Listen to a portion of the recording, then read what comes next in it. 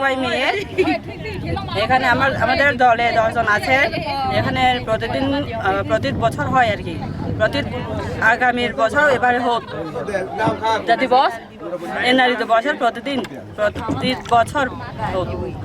BNKS আয়োজনে আমরা এই আয়োজন করেছেন বিদায় আমরা অনেক কিছু মজাও করতে পারি, আর শিক্ষণীয় আছে অনেক। আর আমরা বিভিন্ন পাড়া থেকে এসেছি প্রতিযোগিতার জন্য, খুবই আনন্দিত এই আয়োজনে। প্রত্যেক বছর যদি এরকম যদি হয় আরো অনেক ভালো হয়। আমরা নারী দল আজকে নৌকা চালানো মানে প্রথম হয়েছে, অনেক খুশি হয়েছে।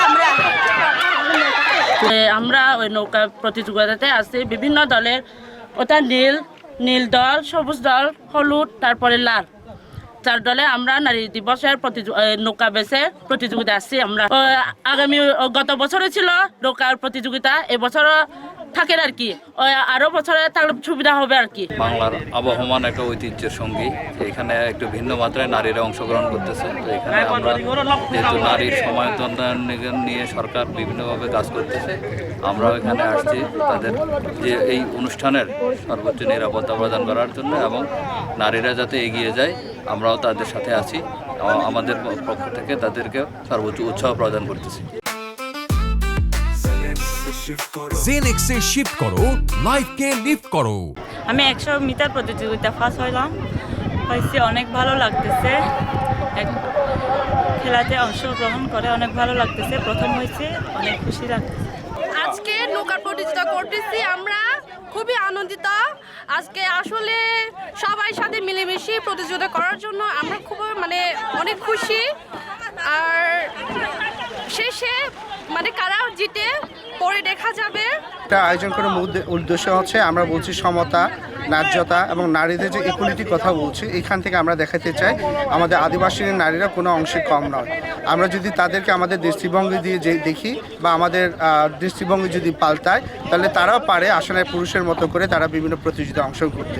তো আমরা এই যুক্তির সাথে তাদের ভাগিদার করতে চাই এবং বলতে চাই যেখানে নারী সহিংসতা ঘটবে সেটা যেন আমরা সবাই মিলে প্রতিরোধ করি, এবং প্রতিরোধ শুধু না, এখন আইন শৃঙ্খলা যারা আছে, দায়িত্বে আছে, তারাও যেন যারা দোষী তাদের যেন শাস্তি নিশ্চিত করতে পারে। নৌকাবাইজ প্রতিযোগিতা এটা আমাদের আসলে ঐতিহাসিক এবং ঐতিহ্যিক একটা বিষয়। দীর্ঘদিন পর এখানে আবার নৌকা প্রতিযোগিতা হচ্ছে, এটার কারণে আমাদের এই অঞ্চলের যে সংস্কৃতি যেগুলো হারিয়ে যেতে বসেছে, এটা আবার নতুন করে পুনরুদ্ধার হবে বলে আশা করছি। এখানে বিশ্ব নারী দিবসের যে তাৎপর্য, নারীর যে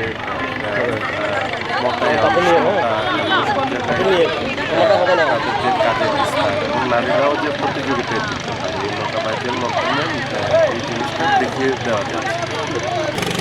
শুধুমাত্র ঘরের কাজ নয়, ঘরের বাইরেও সব জায়গাতেই এই অঞ্চলের নারীদের একটা বিচরণ ছিল, কিন্তু এটা দুঃখজনকভাবে এখানে পুরুষতান্ত্রিক দৃষ্টিভঙ্গির কারণে এই বিষয়গুলোতে তাদের কোনো স্বীকৃতি নাই।